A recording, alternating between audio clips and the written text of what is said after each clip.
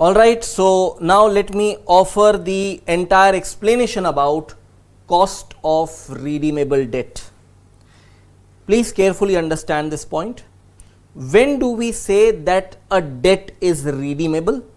When at the time of issuing that debt, you have promised the counterparty that you will redeem that instrument, you will redeem that debt after a certain point or at a particular point. For example, if I am issuing debentures stating that these debentures shall be redeemed after 5 years from the date of issue, that means that debentures are redeemable exactly after 5 years from the date of issue. The redemption period could be 5 years, 10 years, 8 years, 15 years, 20 years. Any specified period will make it redeemable. If I say that I have issued debentures, I have not specified when they will be redeemed, it will be implied that these will be redeemable upon the liquidation of the company, and we would be classifying the same under irredeemable debt. Now, how to compute the cost of irredeemable debt, we have already learnt in the earlier part of the sessions. Now, here we are discussing how to determine cost of redeemable debt. So, there are multiple ways in which you are supposed to make this calculation. So, there is a traditional method also known as an approximation method, and there is a modern approach which is considered as YTM approach. YTM stands for yield to maturity. Because these terms are new for you, don't get worried when you are not able to understand what I am speaking, because gradually everything will be lined up and clarified. Keep a lot of patience when you are dealing with this part with me. Now, we are talking about cost of redeemable debt. First thing, interest paid on any debenture is definitely part of the cost. We have learnt how to convert the interest amount into post-tax by applying within brackets 1 minus t. When you apply within brackets 1 minus t, the pre-tax portion of interest gets converted into post-tax. We have learned the logic about what when you are issuing a debt instrument and you are paying interest thereon, that interest is not your cost, because whatever interest you pay, some portion of tax you will save on that expense, because your profit will actually come down. Without that interest component, your profit would have been more. With that interest component, your profit will be less.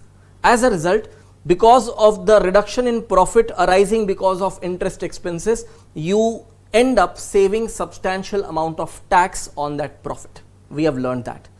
Therefore, the real outflow is not the interest amount, but the post-tax portion of that interest. Now, what happens in case of redeemable debt? There will be one more component of cost that would come up. Just imagine that I have issued debentures of rupees 10 lakhs and promised that these debentures will be redeemed after 4 years. These debentures will be redeemed after 4 years at 20% premium. That means at the time of issuing the debentures, the proceeds in my hand was just 10 lakhs. But when I repay it after 4 years, I will not repay 10 lakhs, I will repay 12 lakhs. We will consider that 12 lakhs as redeemable value.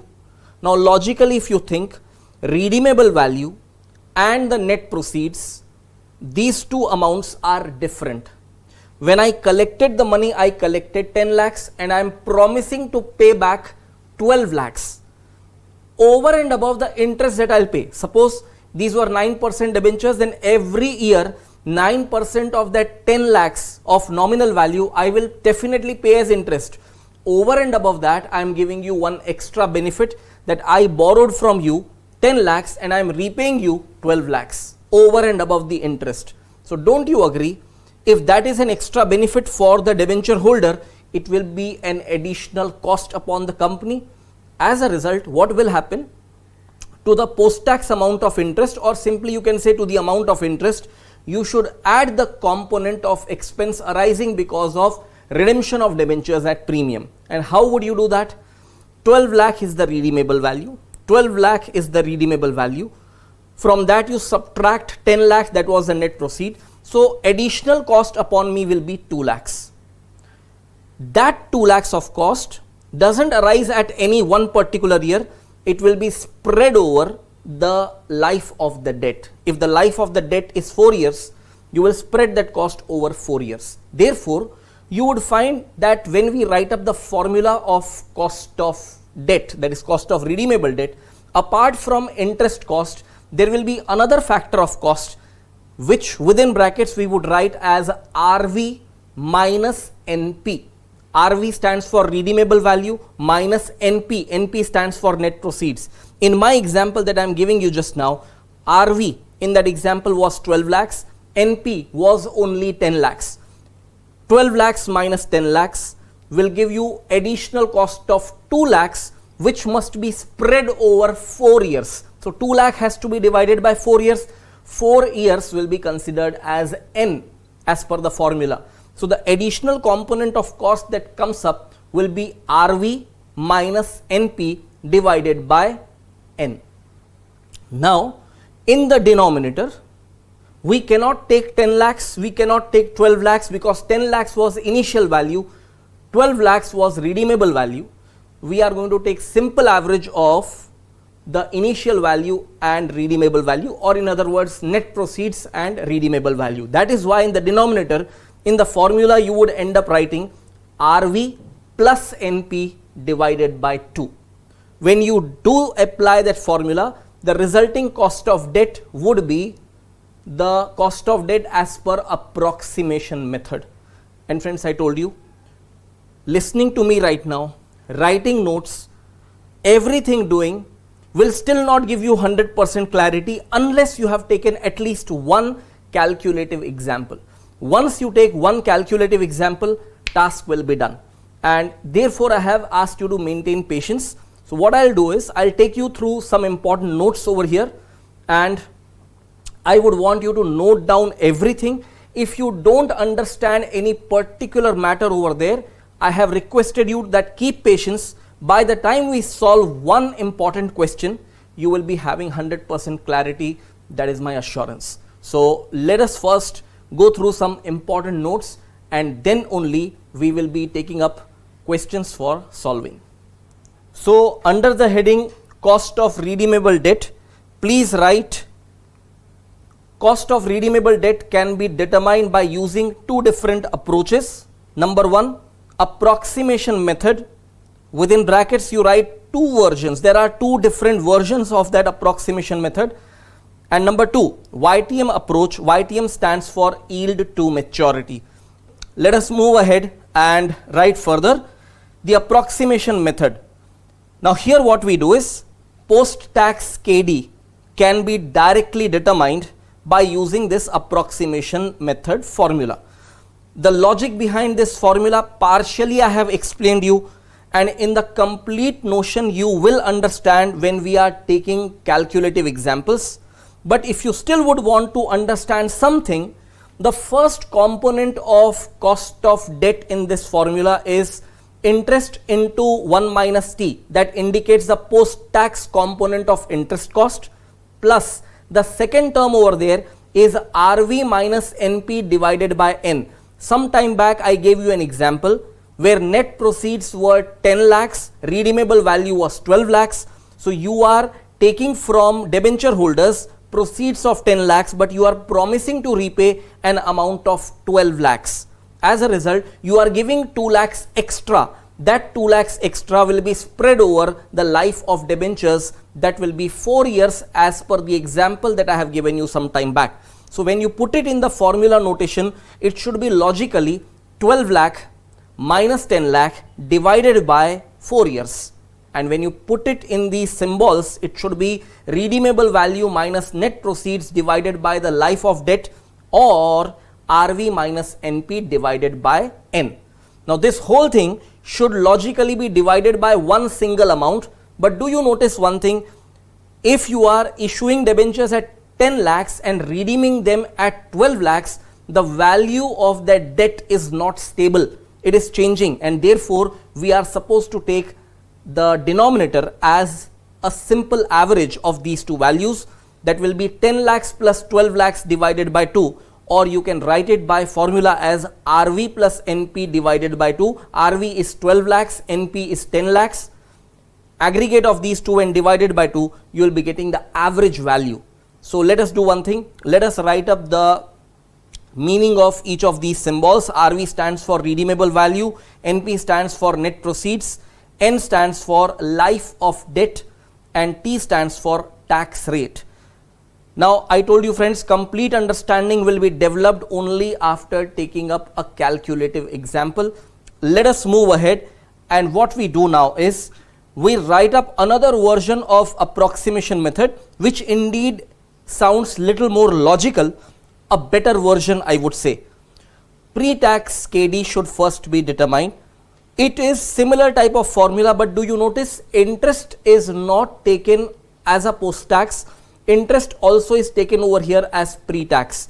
The whole computation of KD is basically a pre-tax cost of debt. We would compute this, and then the post-tax cost of debt will simply be the pre-tax cost of debt into 1 minus tax rate, and the variables will be defined exactly in the same manner. Now here, what is the better advantage of applying this version of formula? I told you I will be explaining when I am taking calculative examples with you. Alright, what I'll do is I'll give you some differences between these two before we proceed ahead, so that you don't get confused with what are these two separate versions. Please understand this point very well.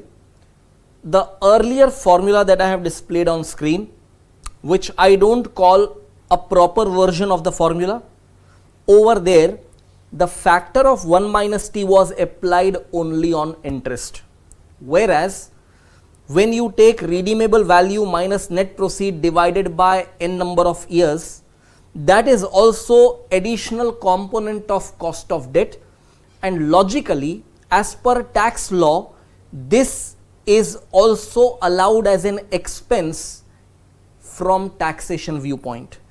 If that is allowed as an expense from taxation viewpoint, you would end up saving tax even on that component. So logically you should not just apply 1 minus t, the post-tax effect, only on interest. You should apply that on the entire component. So please understand one thing, the previous thing what we have written over there, I have discussed with you only because it is given in your ICAI study material. Otherwise I would have discarded that from our discussion completely. Because it is given in your institute study material, I am bound to discuss it. But this version of formula is a better version of approximation method. In your ICAI study material they have given both the versions. I would not want my students to use that earlier version. My students should be using this version, the better version, always. When you are supposed to apply approximation method, do this.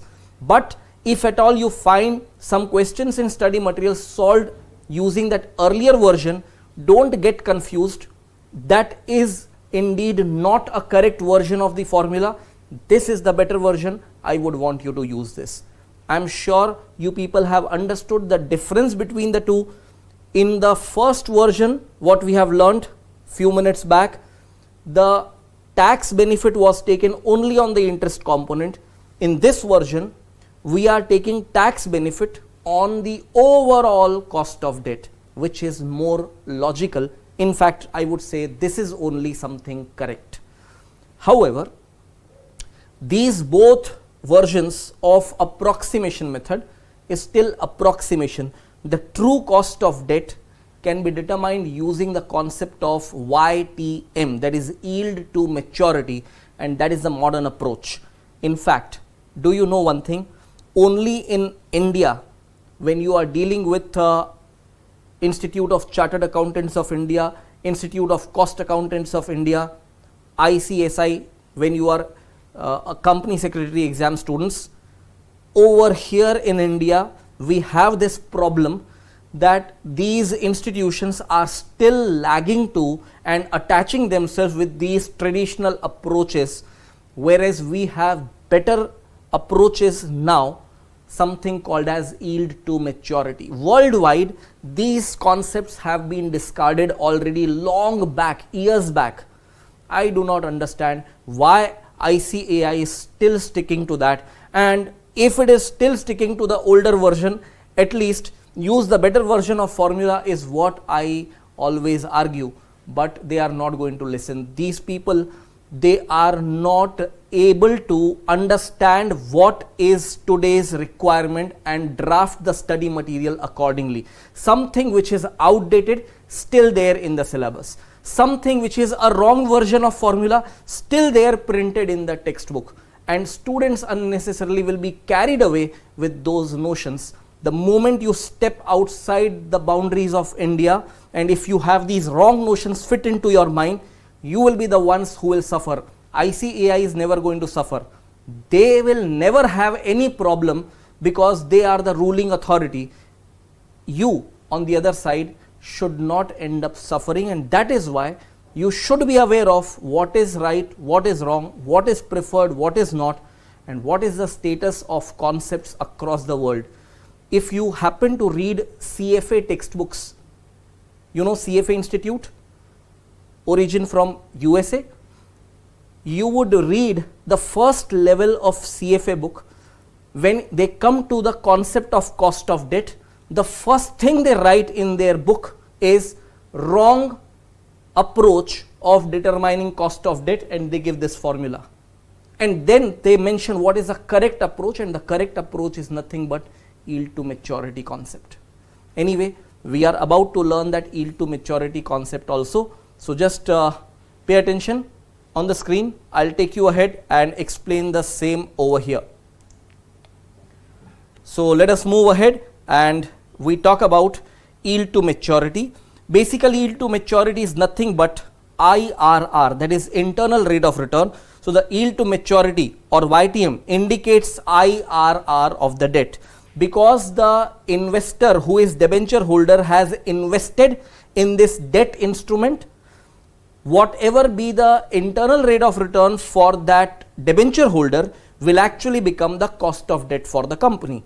But the rate of return of that investor will be a pre-tax rate. So the YTM, which represents IRR of the debt, will also be a pre-tax cost of debt.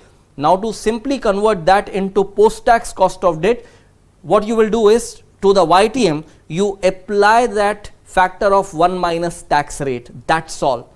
And how to determine YTM, we have already learnt the concept of IRR when we were learning capital budgeting. Same concept applies over here.